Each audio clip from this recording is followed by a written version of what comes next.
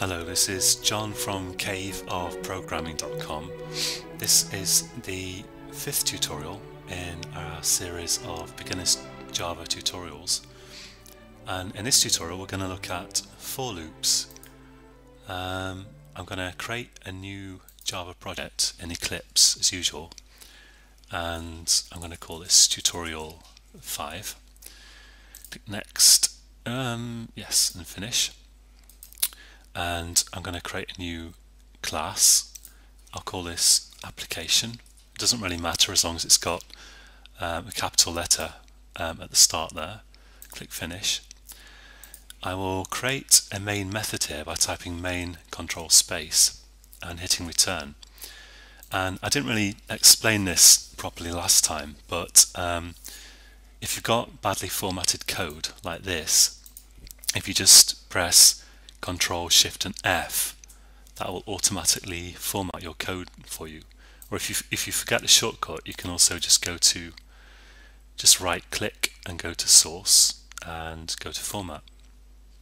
Okay, so this is a runnable application, and I'm going to type here the keyword for, and I'm going to have opening and closing round brackets, which are going to contain the conditions that control how many times the loop will execute for. And then I'll have opening and closing curly brackets, which will control, which is where we will put the code that we want to execute. The reason I'm getting an error here is because inside the round brackets I need at least 2 semicolons like this. Why, you'll see in a minute.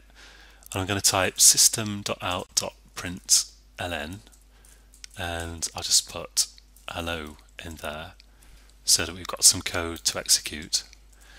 And if I execute this, it's just an infinite loop that will go on until I stop it with the terminate button here.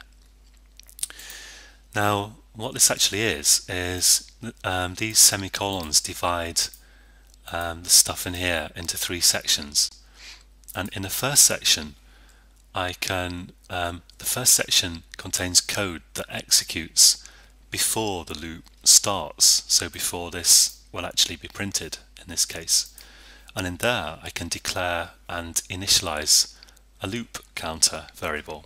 I can say int I is traditional equals 0. And then in the second clause here is a condition, and as long as this condition is true, the loop will execute. So I could say, for example, I less than 5, and as long as I is less than 5, this loop will run. And here, this is a condition that will be executed once after every iteration of the loop. So I could put I equals I plus 1. So I'm saying take the value of I, add 1 to it, and then stuff it back in I itself, so that with every repeat of the loop I will be incremented. And a shorthand way of increasing I by 1 is to type I++, which is very handy. So now we've got kind of a standard for loop, and if I run that, it will execute 5 times. So the first time I is 0, and then the condition's checked, I is less than 5, yes, so this is printed out, and then this is executed, so now I is 1. This is not executed again, this is only executed before the loop starts for the first time. So what happens next is this is checked, I is less than 5, yes, because it's 1, so this is printed again. I is incremented, I is checked again, this is printed out, and so on until I is equal to 5, and then this is no longer true, and the loop then will stop, and it will not go into here, it will just stop.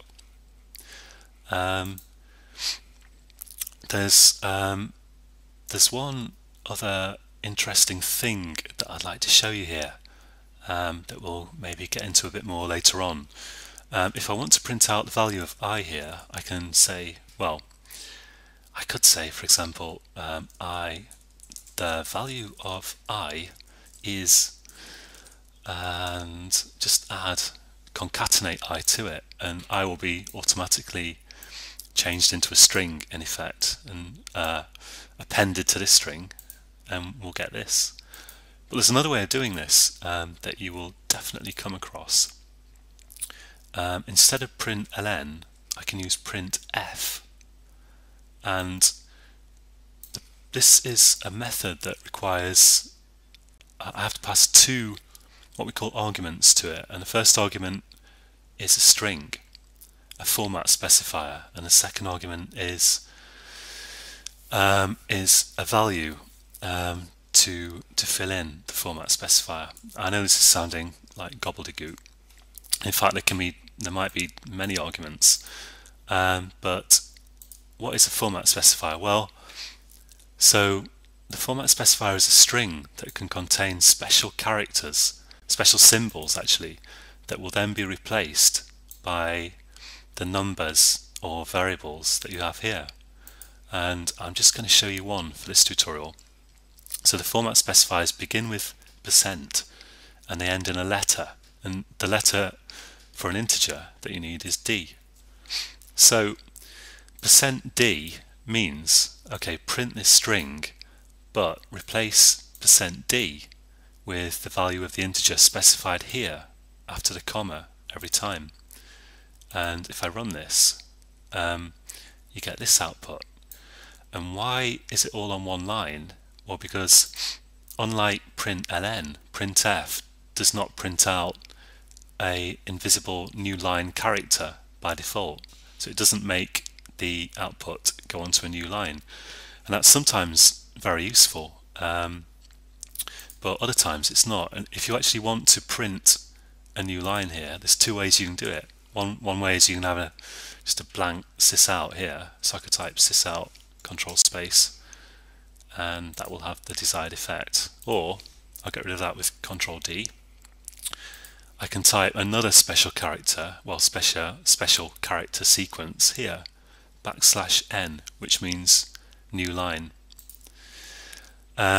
This is a lot to digest, but try it in your own program, see if you can get this to work. Remember, %d just gets replaced with the value of the variable you specify here, and /n just means print a new line. I could actually put /n anywhere if I wanted. I could have a /n here or whatever. It doesn't matter. It doesn't have to be at the end. So that's it for this tutorial. I hope you can get your head around for loops, and as always I advise not pondering about it for too long, but just try typing it out and see if you can get it to work, and see what errors come up and fix them and get your loops working.